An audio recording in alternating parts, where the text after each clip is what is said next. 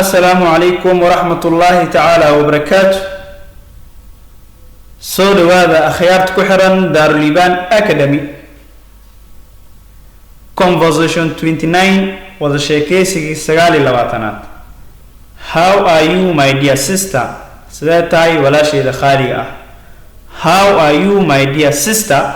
سداتاي ولا شيء خالية.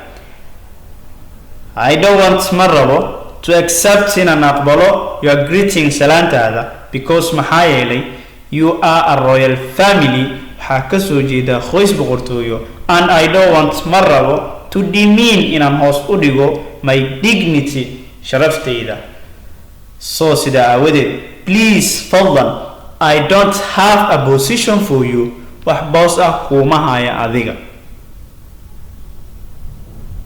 I don't want marrabo to accept in an aqbalo your greeting salantada because maxaa yeelay you are a royal family waxaa ka soo jeeda qoys boqortooyo and I don't want marrabo to demean inaan hoos u dhigo my dignity sharaftayda soo sida aawadeed please fadlan I don't have a position for you wax boos ah kuma haya adiga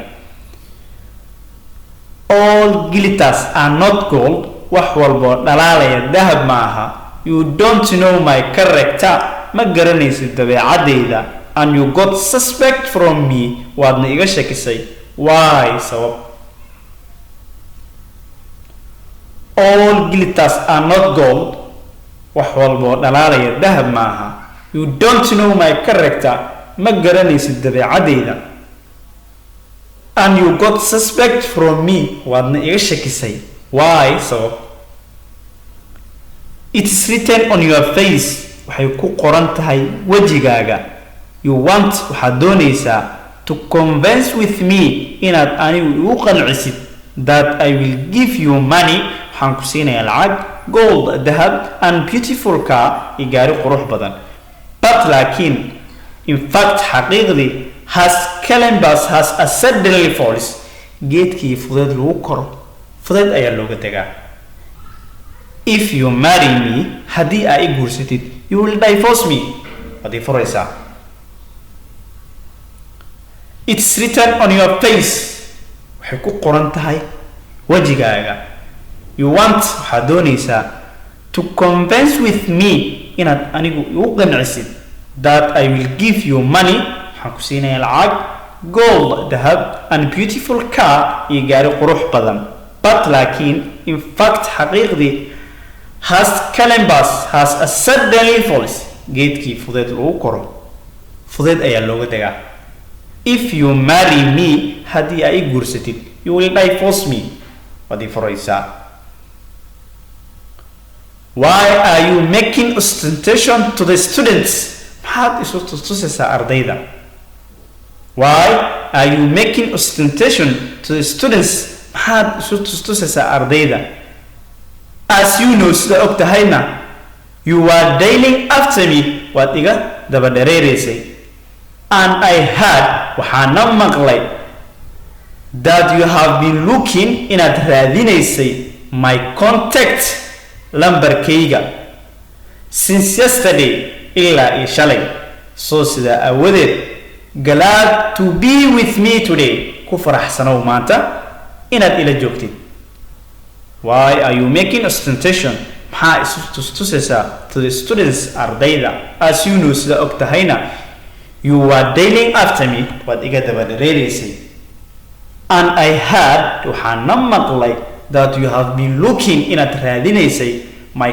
contact lambarkayga since yesterday ilaa iyo shalay soo sida aawadeed glad to be with me today ku faraxsanow maanta inaad ila joogtid yes I have been looking waan raadinayay your contact lambarkaaga in order to be a servant aad u ahaato shaqaale as a waiter in our restaurant kabalyeerina ugu noqoto makhaayadeenna the wilt hantida you are brooding off aad ku faanayso it's not yours adigu ma lihid soo sida aawadeed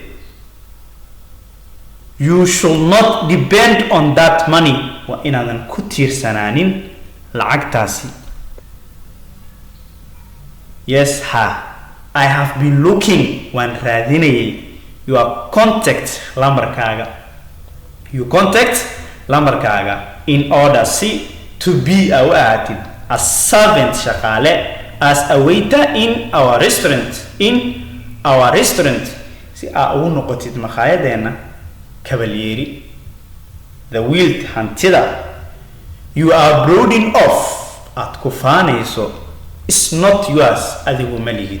So sida awadeed you should not depend on that money. Wa inaadan ku tiirsanaanin lacagtaasi.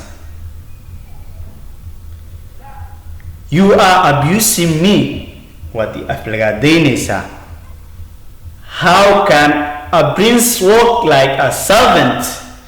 Sidee amiir ugu shaqaynaa shaqaalanimo today maanta. You blame my dignity. Waxaad ku ciyaartay sharaftayda in front of the other students ardayda hortooda. You are abusing me. Waad I aflagaadaynaysaa. How can a prince work like a servant?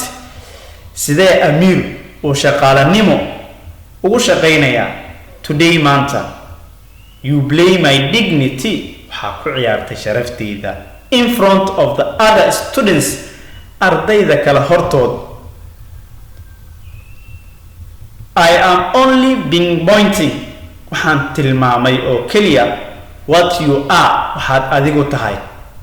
And it's not embarrassment. Ceebna ma aha to clear in la cadeeyo the truth runta. I am advising you. Waxaan kugu waaninayaa to do the main power in aad shaqaysato. Because maxaa yeelay it has already said horay ayaa waxaa loo yiri if you don't sweat at the brain haddii aadan maskaxda ka dhididin you will sweat at the back. Waxaad ka dhididi doontaa dhabarka. So sida aawadeed please fadlan build your future. Mustaqbalkaaga dhis. I am only pinpointing. Waxaan tilmaamay oo keliya what you are. Waxaad adigu tahay. And it's not embarrassment. Ceebna ma aha to clear in la cadeeyo the truth runta. I am advising you.